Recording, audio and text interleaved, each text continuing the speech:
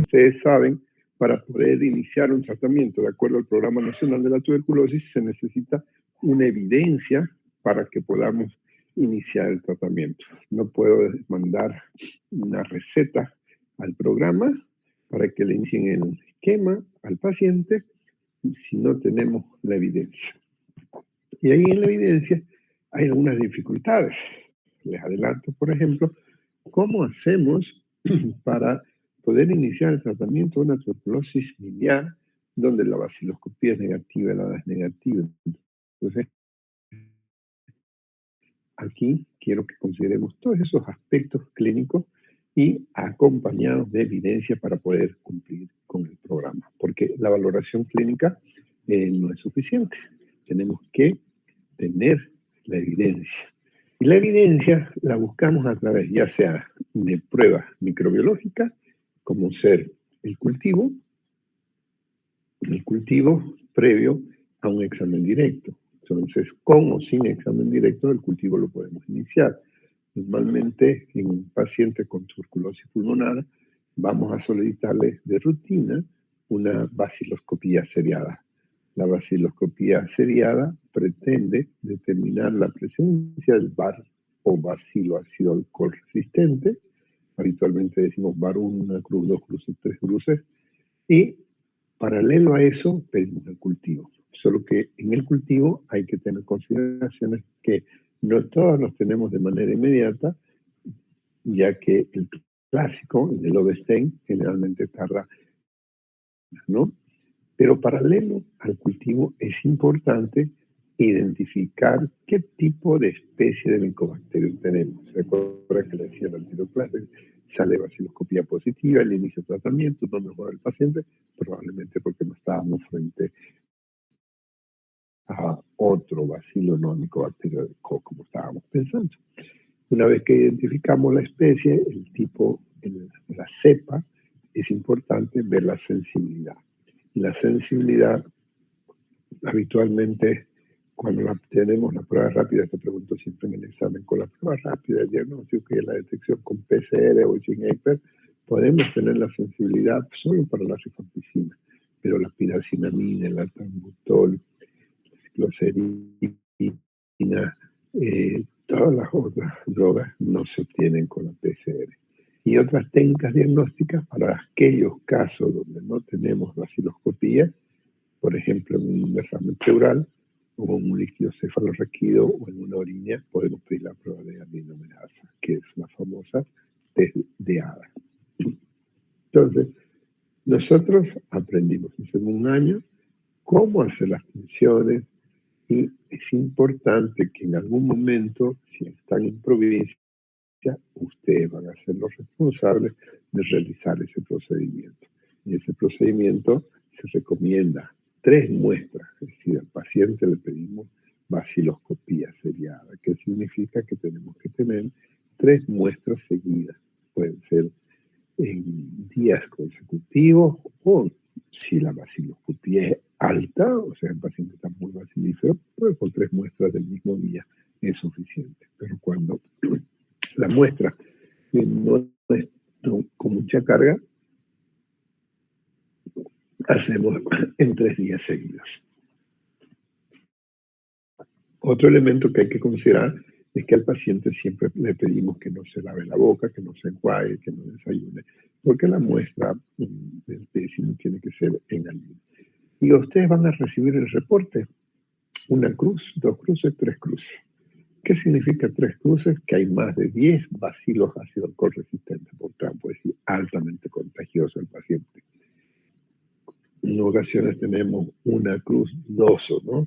Pero de ahí la importancia de que no solamente tengamos la baciloscopía, sino tener el cultivo. Y este cultivo, hay diferentes métodos, diferentes medios de cultivo. Eso ya lo aprendimos en el 2º año.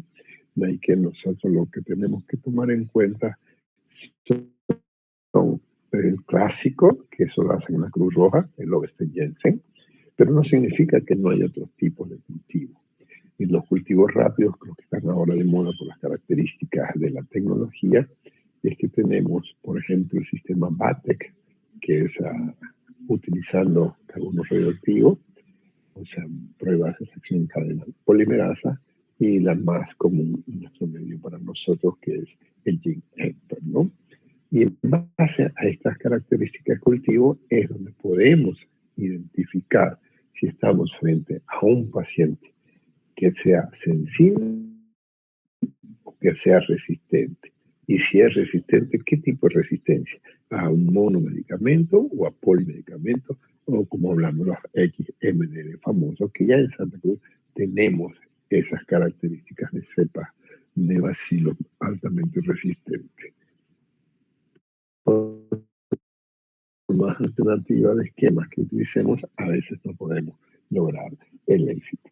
Y otro método rápido, que es interesante, pero que no está aprobado por el Programa Nacional, pero sí lo hacemos en Santa Cruz como método de investigación, que lo hace con la Universidad de Johns Hopkins, el laboratorio de la Universidad Católica, es el método de MOTS.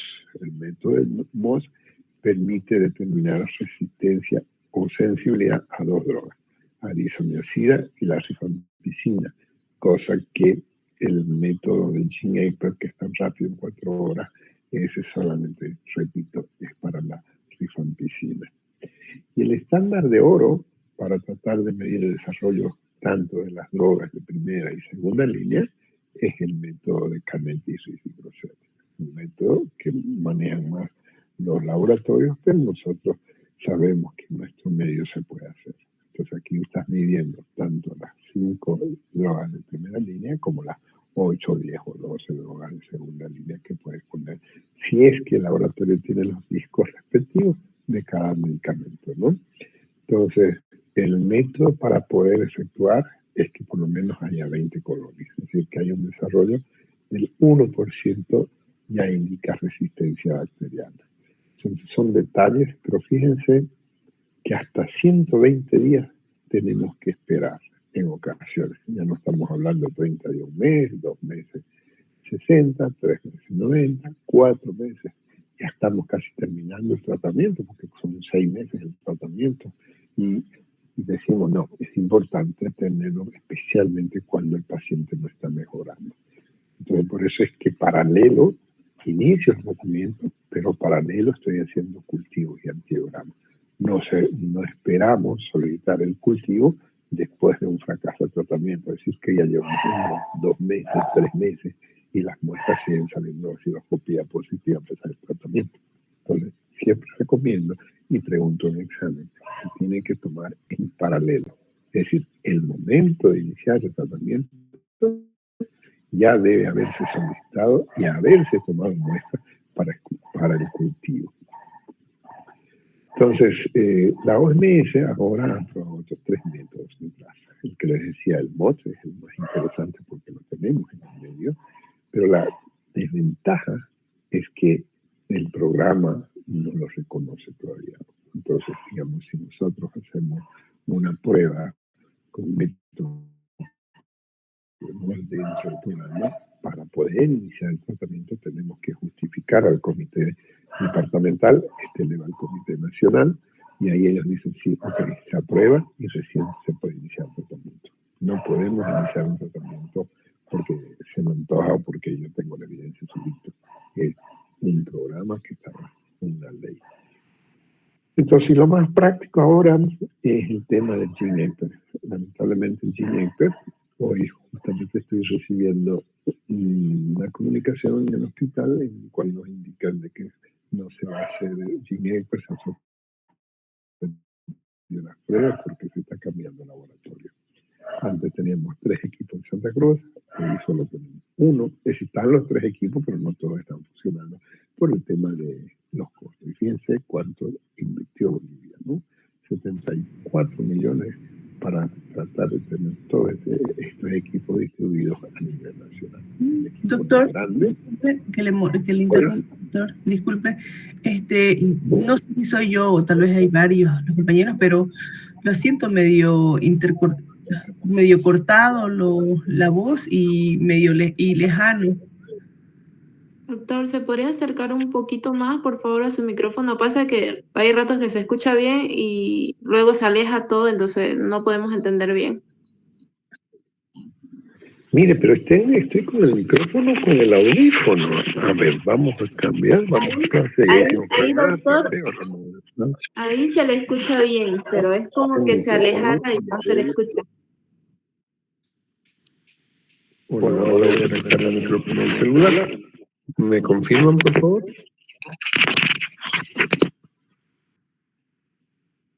¿Cómo está el sonido? Mejor, doctor. Ok. Entonces, algo pasa con el audífono. Vamos a tomar en cuenta. Entonces, voy a apagar el micrófono de la computadora.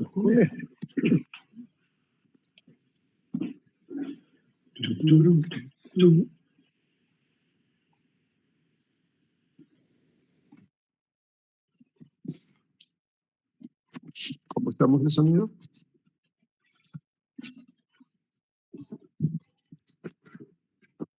Ya vamos a volver a las clases presenciales. Yo me escucho mal.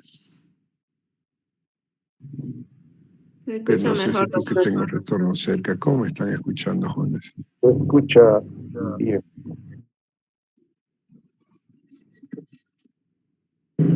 ¿Se escucha bien, doctor? Se escucha bien. El audífono que está mal. Puede ser que esté con la batería baja. Bueno, entonces vamos a darle volumen acá para poder escuchar cuando ustedes me hablan. ¿Me pueden hablar un momentito? Cuenten hasta 5.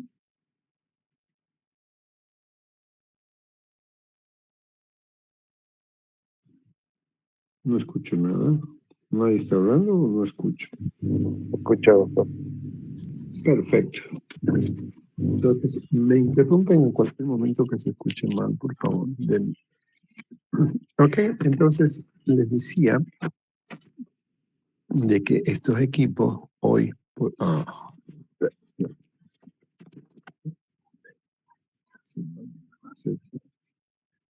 comando.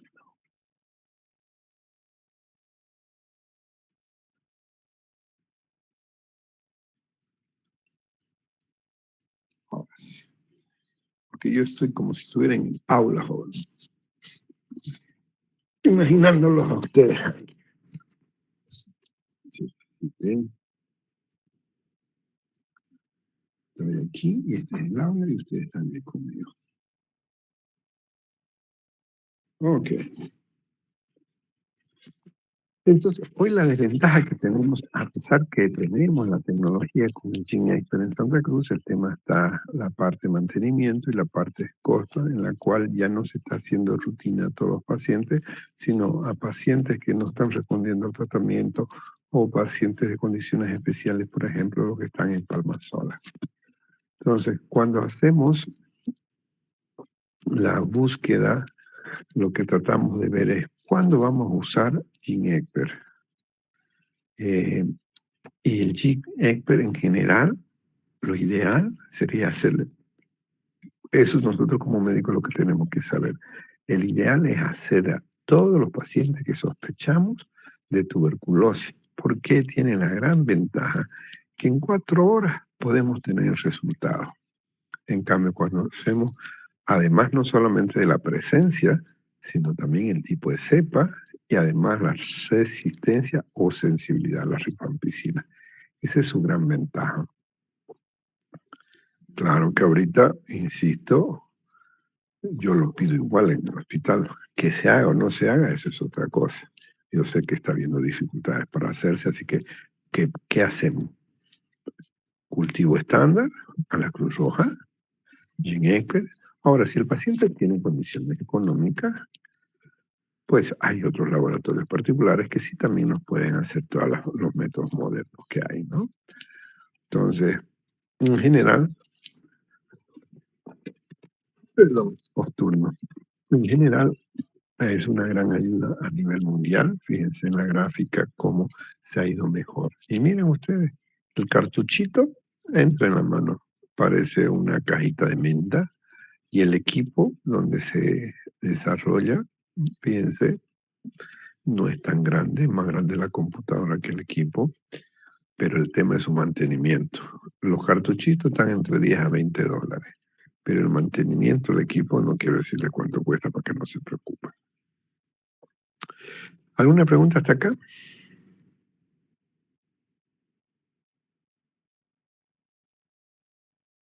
Bien. La radiografía es otro método que aquí nos sirve como alternativa. ¿Qué hacemos en un paciente que sospechamos tuberculosis miliar y no tenemos vaciloscopía ni vamos a tener porque no hay expectoración? La radiografía. Con una radiografía hacemos el informe y enviamos la copia y eso podemos mandar al programa para que el programa nos autorice la realización del inicio del esquema de tratamiento. Entonces, en una radiografía como la de la izquierda, pues ahí con seguridad que hay vaciloscopía, porque hay destrucción, hay zonas de fibrosis, por lo tanto hay cavitaciones. Y si hay cavitaciones, hay necrosis. Si hay necrosis, hay calcio. Si hay calcio, hay bacilos positivos. Pero ¿qué hacemos con la radiografía de la derecha? Entonces, aquí nosotros lo que tenemos que tratar de identificar son los infiltrados. Recuerden que la tuberculosis, el bacilo es más de características aerobias. Entonces, generalmente las lesiones las tenemos que buscar en los vértices pulmonares. Cuando está avanzado ya pues se va no solamente a los vértices, se va a la parte media, se va a la base, ¿no? Pero en inicio, cuando usamos, por ejemplo, nuestro negatoscopio con una lupa, es para ver lesiones pequeñitas que recién están empezando, ¿no? O cuando te las mandan digital tenés que hacer con zoom para tratar de ver esas lesiones pequeñitas, de esos infiltrados de 2 milímetros, 5 milímetros, que apenas se notan y que uno puede estar confundiendo.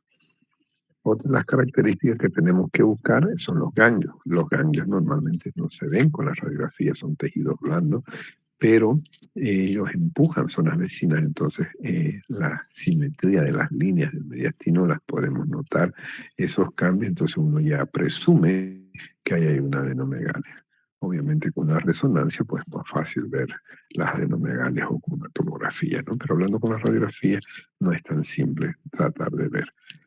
Y las lesiones vamos a tener dependiendo del avance de la enfermedad, desde infiltrados nodulares, micronodulares, áreas de condensación, podemos tener cavernas, podemos tener bullas, podemos tener zonas de fibrosis, zonas de atelectasia, zonas de neumotórax, zonas con derrame, es decir, es florida, depende de qué tan comprometido y qué órganos esté afectado. En la radiografía de la derecha,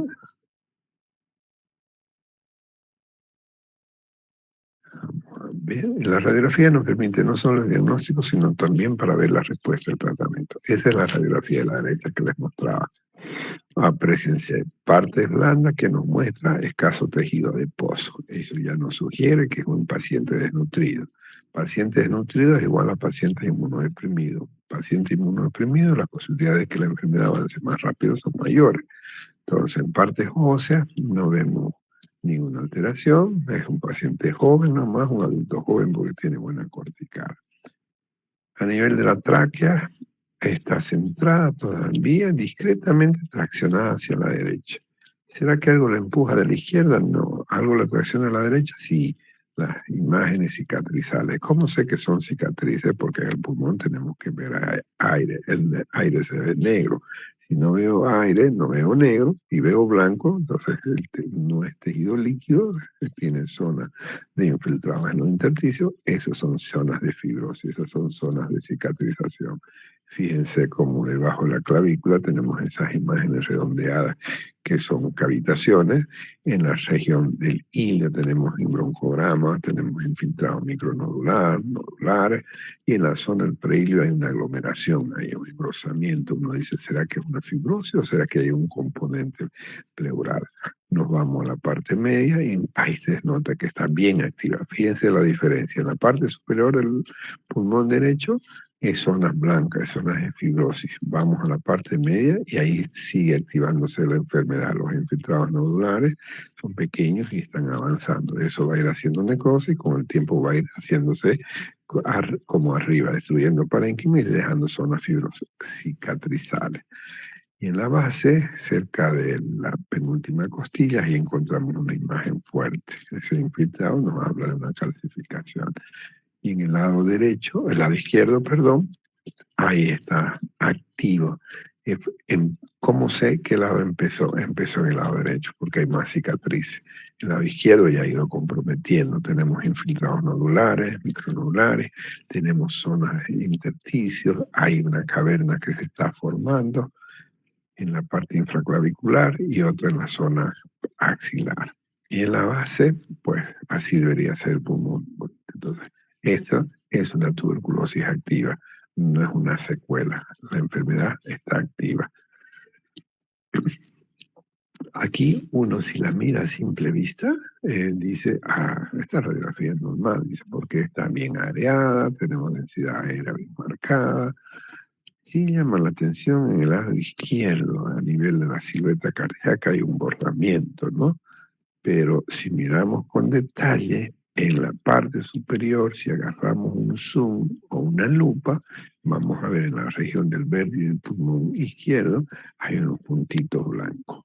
Esos puntitos blancos, comparen lo que no hay en el lado derecho. Esos son los infiltrados micronodulares. Aquí tenemos una persona que está empezando su proceso. Esos son los pacientes ideales, encontrarlos antes de que lesionen el pulmón, antes de que haya cicatrices, porque ahí el daño es menor. Y estos casos, aquí tenemos conflicto. Si a este paciente le pide una vaciloscopía, probablemente va a salir negativo, porque los pulmones, fíjense, están bonitos, no hay infiltrado, arriba, en la parte media, nada. Pero en la base ya hay un velamiento, una opacificación con la curva de Damoso que se aprecia de base externa a vértice interno, como si fuera un triángulo acostado. Borra los ángulos costofrénico, costo diafragmático. Aquí no tengo duda de decir es un derrame pleural.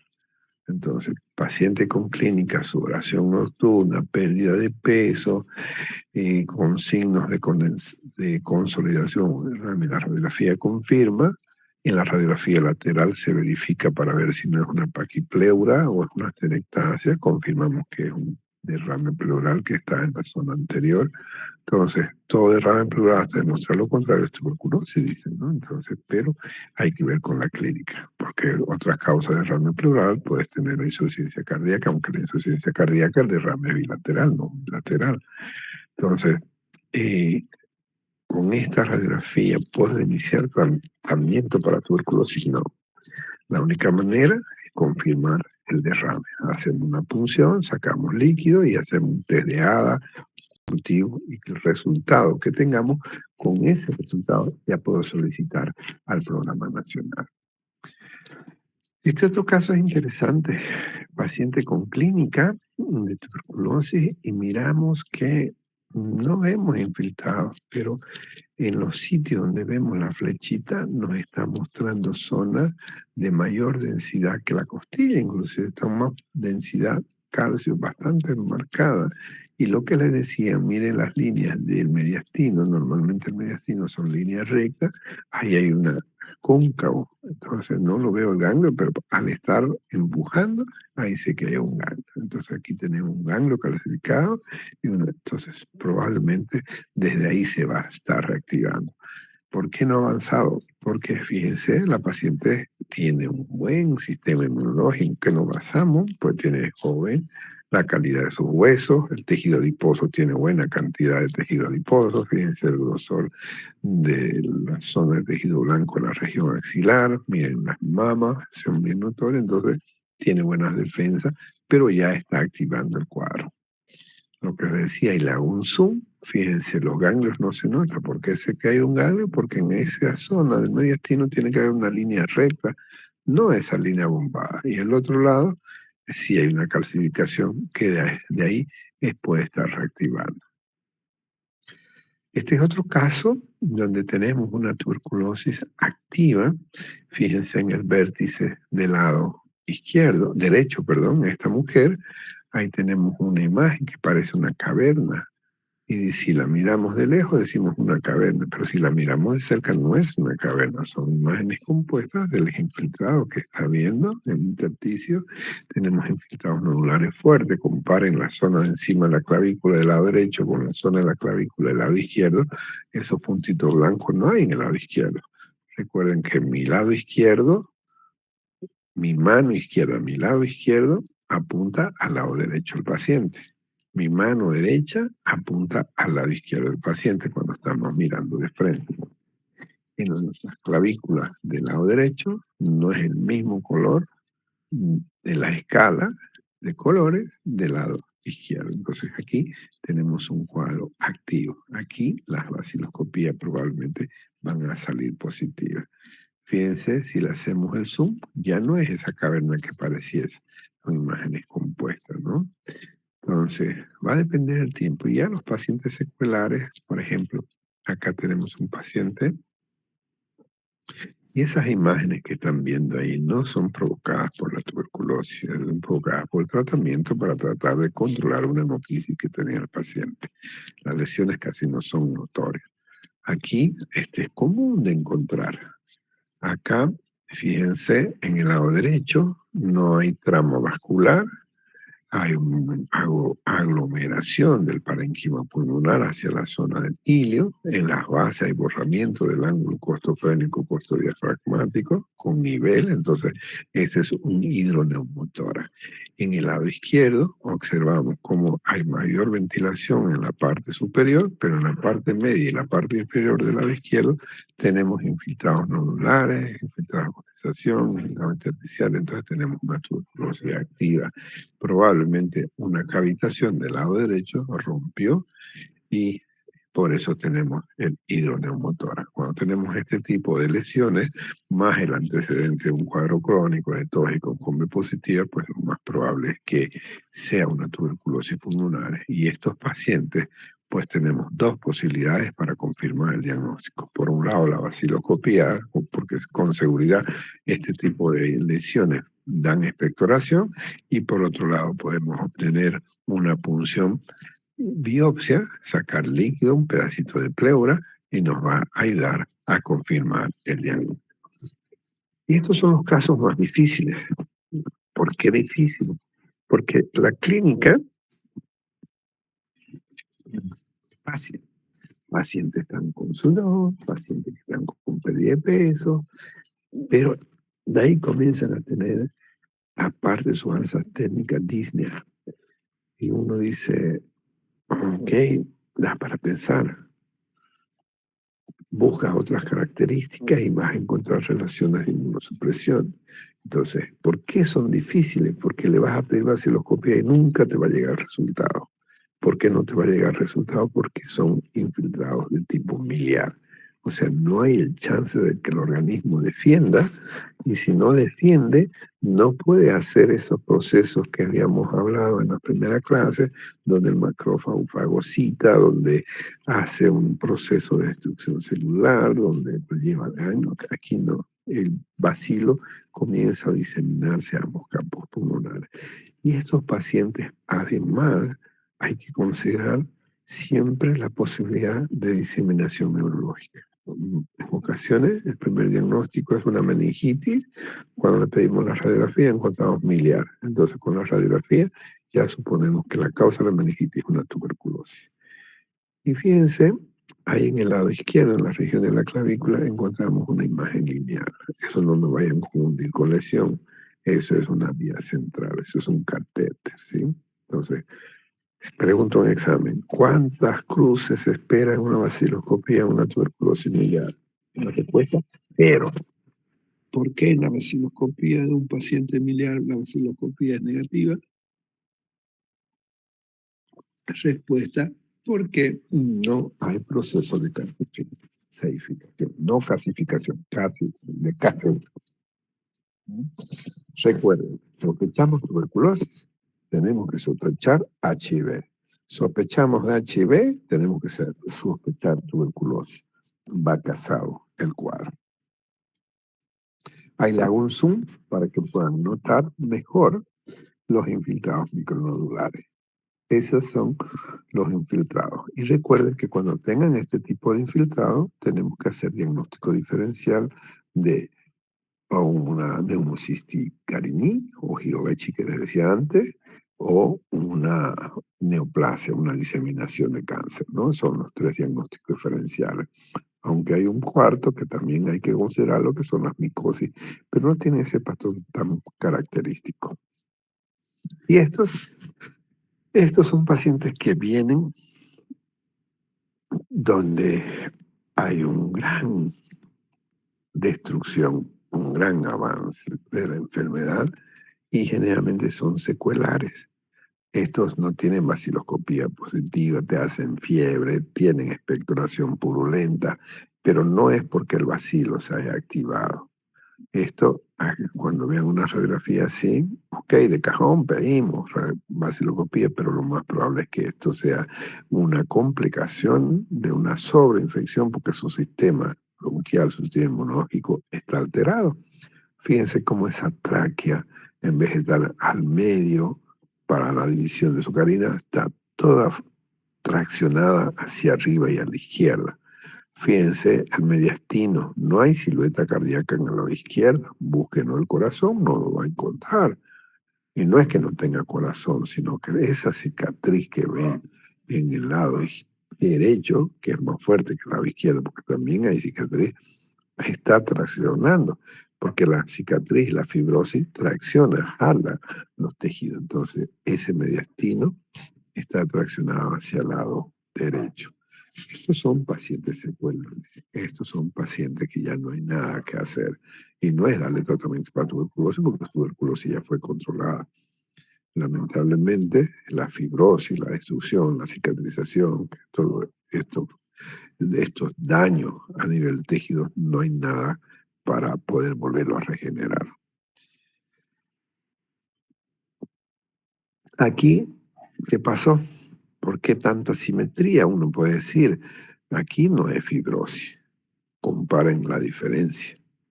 Aquí en este otro paciente, la forma de la caja torácica se mantiene.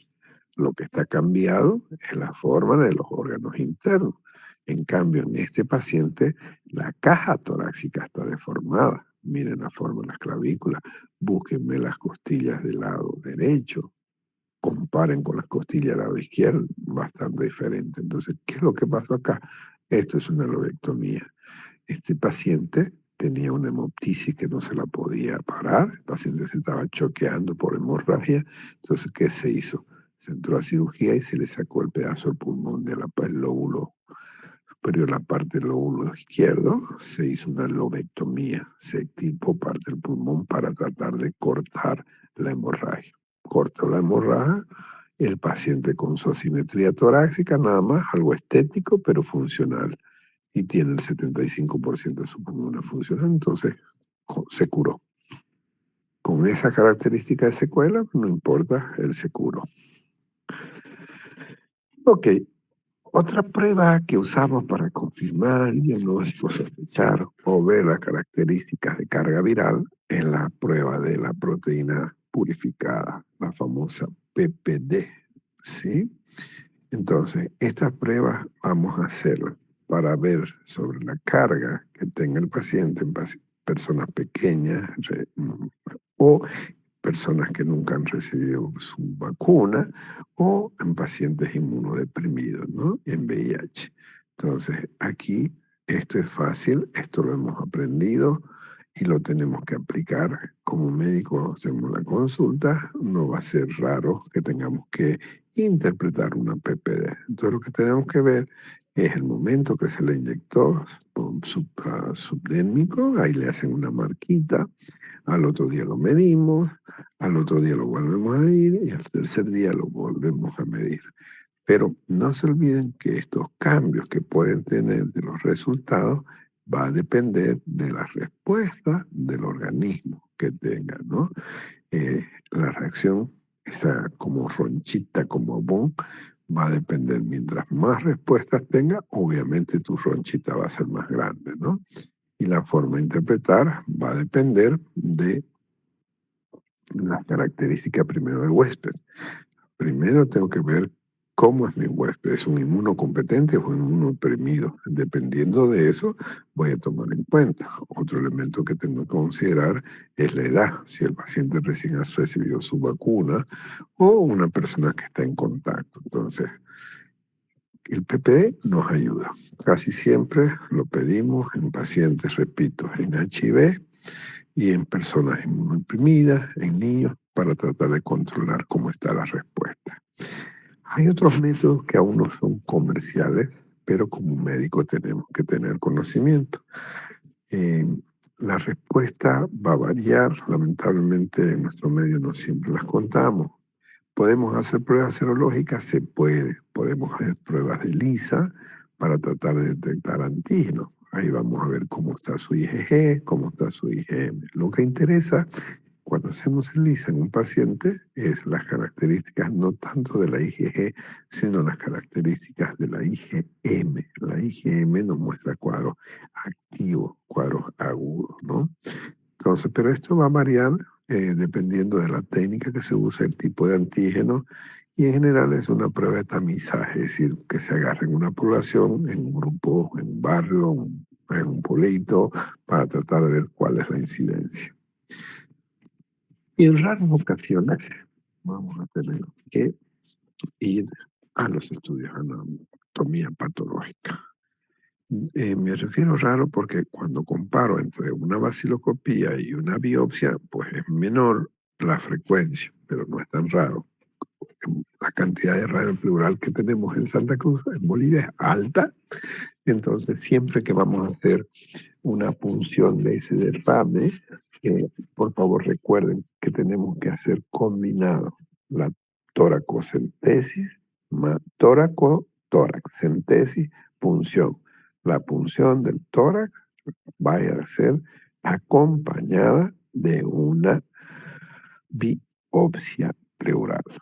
Porque si le haces solamente la toma del líquido, la sensibilidad para poder detectar bacilos no es tan alta.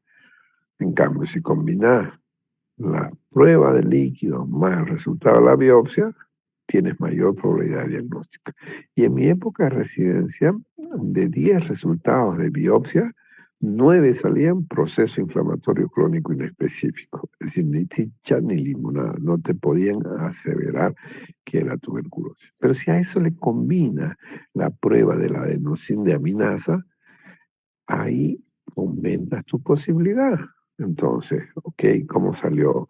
En el líquido se encontró bacilo, salió cultivo, cómo está su proteína, es un exudado, intrasudado. Muy bien, es un exudado, significa pleura inflamada. ¿De qué tipo? Veámosla. ADA positivo. Entonces ahí ya con ese informe ya puedo solicitar al Programa Nacional de Tuberculosis iniciar el tratamiento.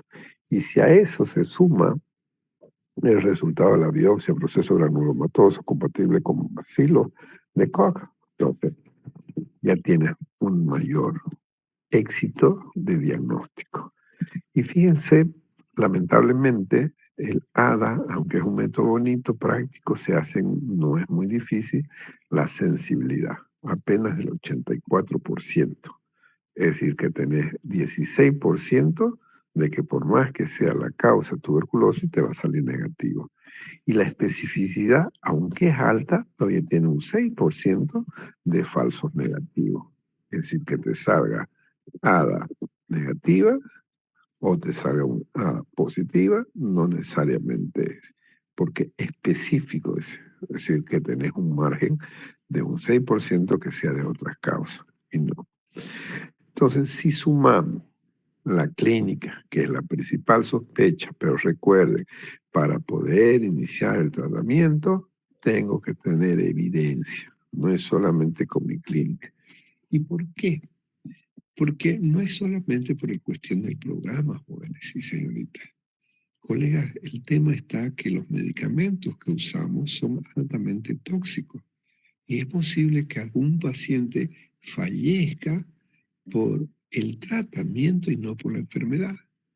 Entonces, si tú te atreviste a iniciar un tratamiento para tuberculosis y por mala suerte, por yetera, el paciente hizo una rafa, hepatitis fulminante y falleció.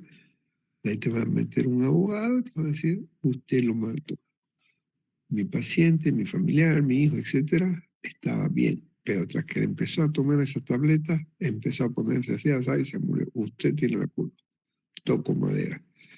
Por eso es que, no señores, aunque la clínica ha puesto 99% de que es tuberculosis, iniciemos el tratamiento, no, tenemos que tener la evidencia. Pero como en medicina no hay 2+2, existen situaciones en las cuales no tengo la evidencia, pero el riesgo es de vida, ok, el paciente está grave. Si no hago nada, se va a morir. Si hago algo, es posible que mejore. ¿Cuáles son esos casos? En la tuberculosis meningea. En la tuberculosis meningea, que el diagnóstico no es tan fácil de confirmar la presencia del bacilo, pero por la característica que tiene lesiones pulmonares, tiene COMB positivo, tiene HIV, entonces la probabilidad es alta de que esa lesión, y como la parte neurológica es una emergencia, y no tenés mucho tiempo para esperar, imagínate con una TB meningea vas a esperar el resultado de 3 meses o 4 meses que te venga con la sensibilidad, no, pues ya no tenés paciente, ¿no? Entonces, pero para eso sí, lo que siempre tenemos que protegernos es lo que repasamos el otro día en clase, la ley 3131, el consentimiento informado. Mire, don Pedro, o a la esposa o al familiar, esta enfermedad estamos sospechando que puede ser una tuberculosis, aunque no tengo el resultado va a tardar, pero no tenemos tiempo porque mire, está casi en coma, el paciente no responde, etcétera, etcétera. Le cuentas toda la realidad con toda esa evidencia y luego le haces firmar un papel que se le ha explicado, que los medicamentos que va a tomar puede tener afectación hepática, pero vamos a hacer controles, etcétera, etcétera. Lo pones escrito. De eso, de alguna manera, no te va a salvar del abogado, porque igual te van a meter juicio si te llega a tener un paciente o un familiar de esos de mala leche, pero por lo menos el resultado del juez es probable que te dé la razón. Pero hasta eso han pasado varias semanas, varios meses, inclusive hasta años. Entonces es lo que menos queremos, pero lamentablemente es parte de nuestra profesión. Mi sugerencia, no tengan miedo a hacer un tratamiento. Lo que tengan miedo es a no tener un consentimiento informado firmado. Ok. Vámonos para el tratamiento. ¿Qué preguntas hasta este momento? ¿Alguien tiene alguna consulta? Vamos.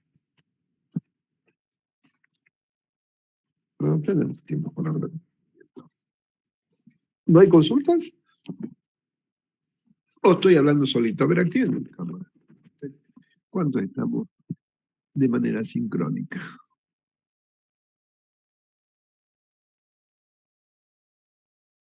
Wow, no veo ningún resultado. Significa que estoy solito.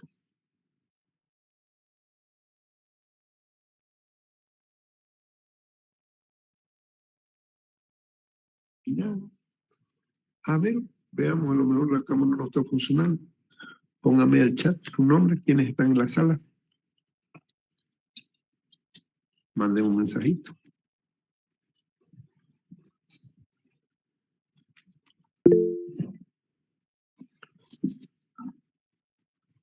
Buenas noches, Daisy.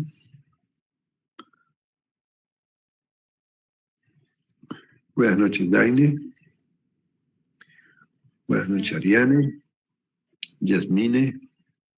Qué bien, no estoy solo. El tema es que no les gusta hablar ni activar sus cámaras, pero estoy viendo que habemos por lo menos... ¿Cuántos han dicho buenas noches? A ver. 1, 2, 3, 4, 5, 6, 7, 8, 9, 10, 11, 12, 13, 14, 15, 16, 17, habemos pocos. Pocos en la sala. Bueno, lo importante es que estamos los que tenemos que estar. Tratamiento. Aquí, algo que tenemos que tener claro. Insisto, la tuberculosis es una enfermedad que se cura. Es un tratamiento largo. Y fíjense la primera foto que les estoy mostrando. eso que se les grabe, para cuando estemos hablando de TOTS o DOT, se quede claro de qué se trata. Diferentes pacientes, diferentes escenarios. En uno tenemos un puesto de salud, en otro tenemos en un domicilio. Lo importante es asegurarnos del tratamiento, es decir, el TOT, tratamiento bajo observación directa, o si está escrito en inglés, DOTS, Directly Observation Treatment.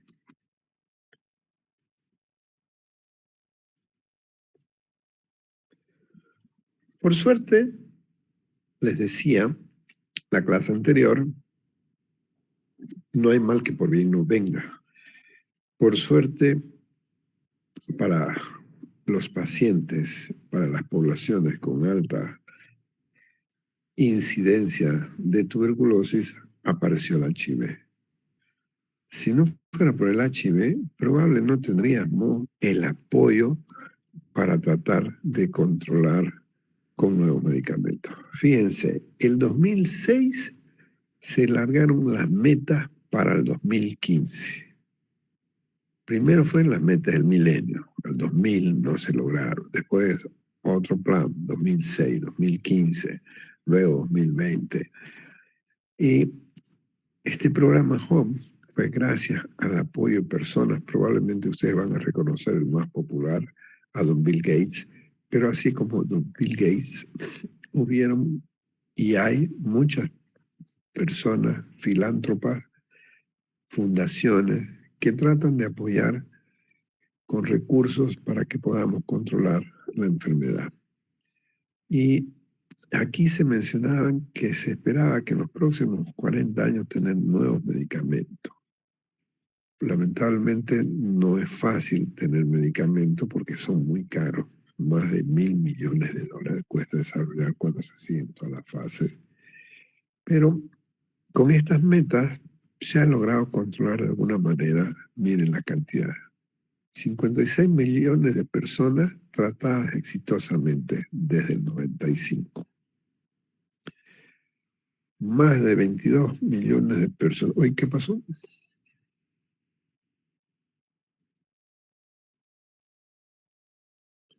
Hola, hola. No se ve la pantalla, doctor. Les cuento que se desconectó la computadora. ¿Qué habrá pasado? Denme un segundito. Se acabó la batería. No, le cuento, le está funcionando. ¿Cómo ven? Le vamos a hacer? La computadora está funcionando. Miren, está funcionando.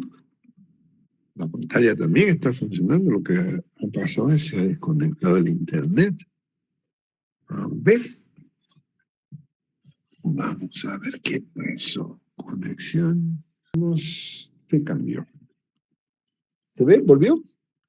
Sí, doctor, ya está, ya se ve. Bien, entonces les estaba diciendo de que gracias al apoyo de estos programas nacionales, porque fíjense, el tratamiento para nosotros, países que somos pobres, países desarrollados, el paciente no lo paga, el paciente no va y compra su medicamento. El país, nosotros con los impuestos los compramos, y gracias al apoyo de países ricos que están logrando tratar de cumplir con estas metas del milenio que se están tratando de ver. Y gracias a ellos se están tratando de encontrar nuevos medicamentos que no es fácil. Por eso les dije en la clase anterior que hay profesores que mencionan, infectólogos, que si ponemos en comparación la lucha entre el bacilo de Koch versus el ser humano como especie, el bacilo está ganando como especie, ¿no? Porque en menos de 100 años ya es resistente a casi todos los medicamentos, algunas cepas, ¿no? Entonces, cuando vamos a iniciar tratamiento tenemos que tener estas condiciones. ¿Este paciente ha recibido tratamiento o no ha recibido tratamiento? Si ha recibido tratamiento, ¿lo ha dejado? ¿Lo completó o lo abandonó?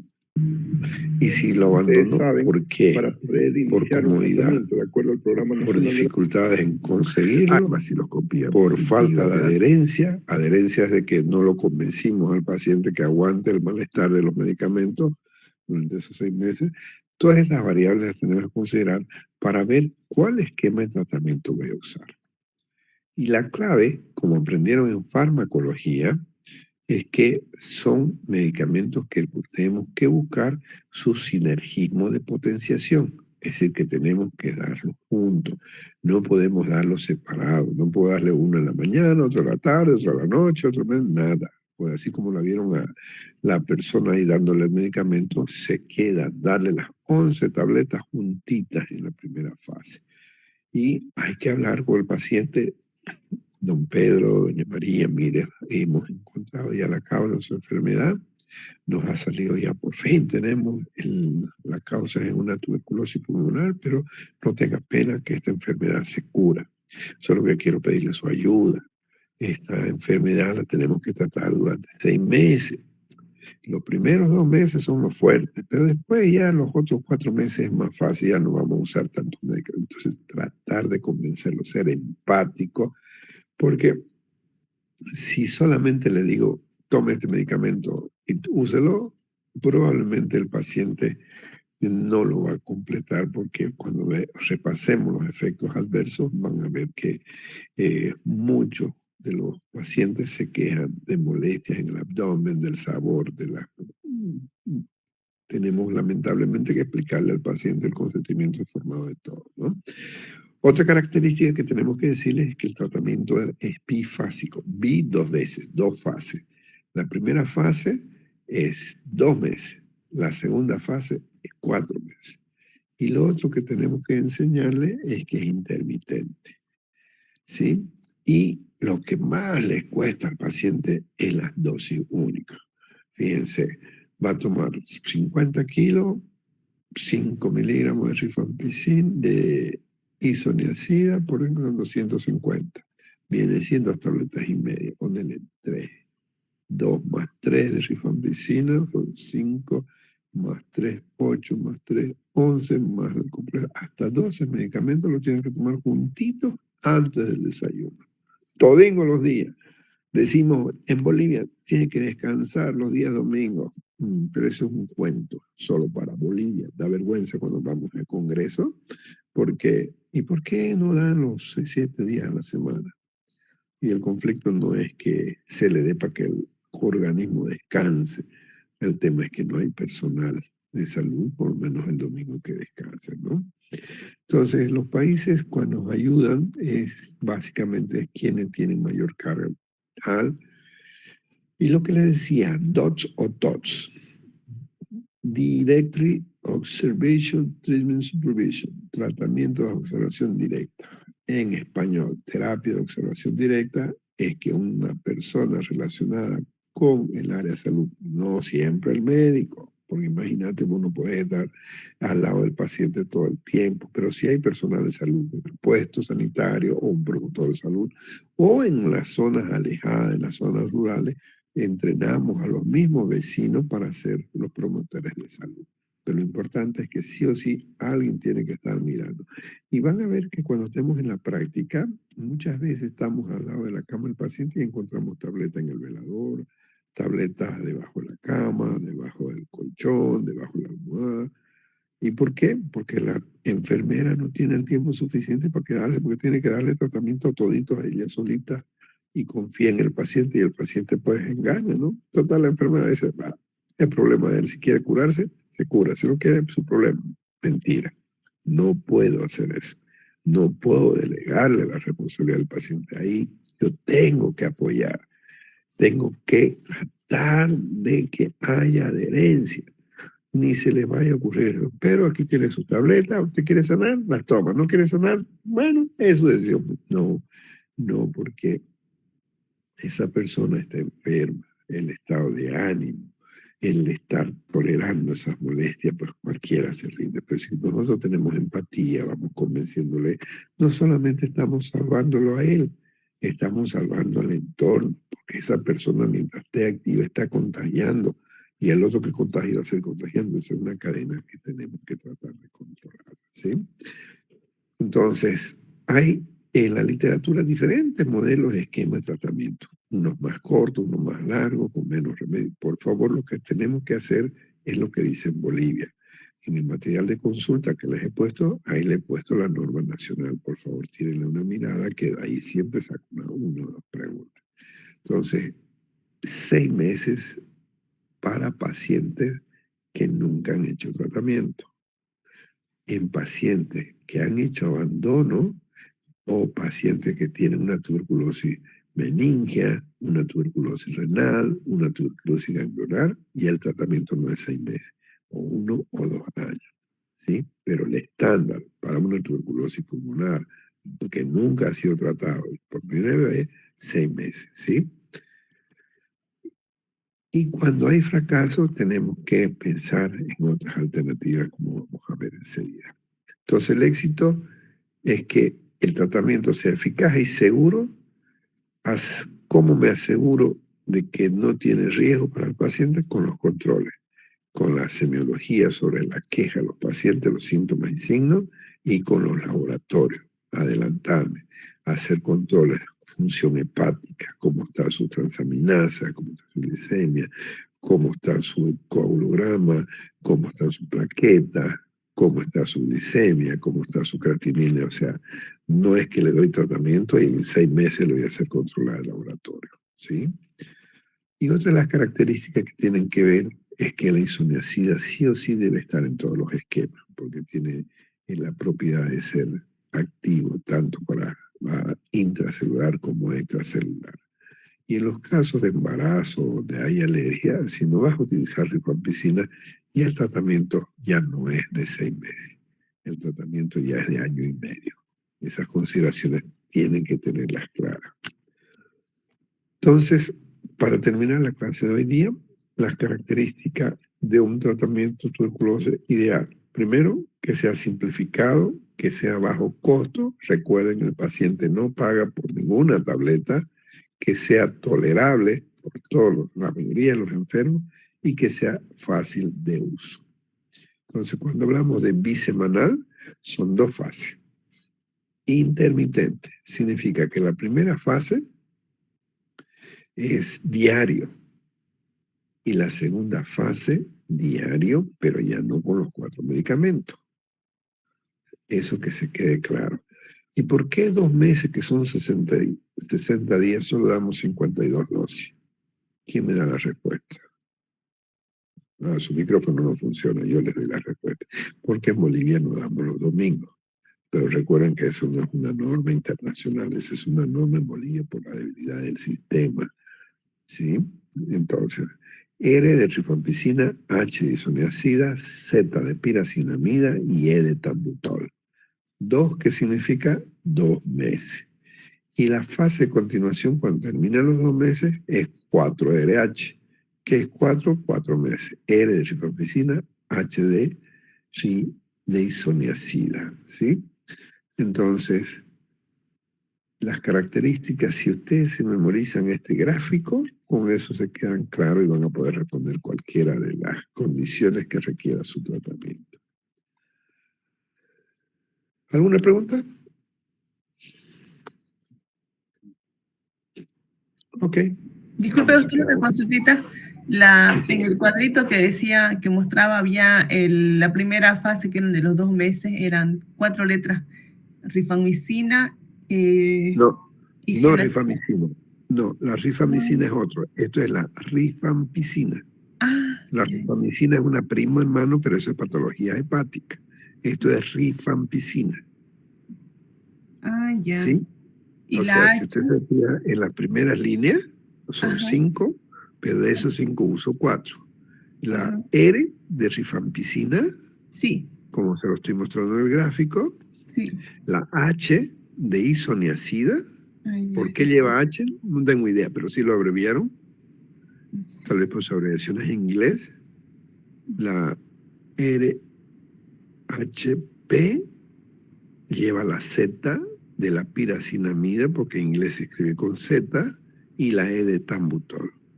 Y la estreptomicina queda si en caso que no voy a usar alguna de estas.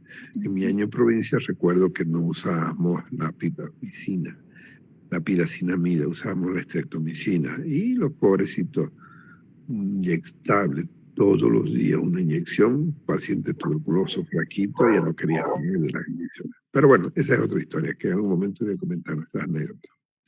No sé si hay alguna otra pregunta. Doctor, buenas noches. Otra pregunta. Dígame, señorita. Usted mencionó que en caso de las embarazadas el tratamiento sería 1 año y medio. No entendí muy bien eso. No, le decía que en caso de no se va a usar la rifampicina, el tratamiento se tiene que hacer por 18 meses, ¿sí? Solo en esos casos. Lo vamos a ver con más detalle cuando estemos hablando de las características del esquema en la siguiente clase. Entonces, si no vas a usar rifampicina por cualquier causa, vamos a ver que en algunas situaciones, si es alérgico el paciente, no tolera el medicamento o no estás consiguiendo el medicamento, entonces ya cambia tu modelo. Ya no son 16 meses, ya tengo que irme a 1 año y medio. Ok, la siguiente clase vamos a completar la información. ¿Alguna otra pregunta? Doctor, saliendo del tema de la clase de hoy, ¿mañana las prácticas van a ser virtuales? Depende de ustedes. Eso es lo que a mí me sorprende cuando me preguntan, porque había una solicitud y me la hicieron por Telegram para que todos la miren, en el cual me dijeron que esta semana querían la práctica virtual por el frío, etcétera, etcétera. Entonces, cuando usted me pregunta cómo va a ser la clase mañana, significa que no me han dado la información correcta. Cuando yo digo que tenían que estar todos de acuerdo para que hagamos el trato, pero si usted me pregunta, significa que usted no estaba de acuerdo con las clases virtuales, entonces significa que la compañera que ha sido portavoz no ha sido muy clara conmigo. Entonces, me habían pedido... Sí, doctor, solamente quería confirmar, porque ahí los compañeros nos pusimos de acuerdo que esta semana sí sería virtual. Entonces no quiere confirmar si me está diciendo que está preguntando lo contrario. Ya, doctor. Coordínalo. Ya, doctor. No, ok. De todas maneras, si cambian de opinión, me avisan. ¿Alguna otra pregunta? No, Okay. doctor, todo claro. Bueno, que tengan buenas noches. Hasta luego, doctor. Hasta luego, doctor. Gracias. Hasta luego. Buenas noches, doctor. Buenas noches. Buenas noches, doctor.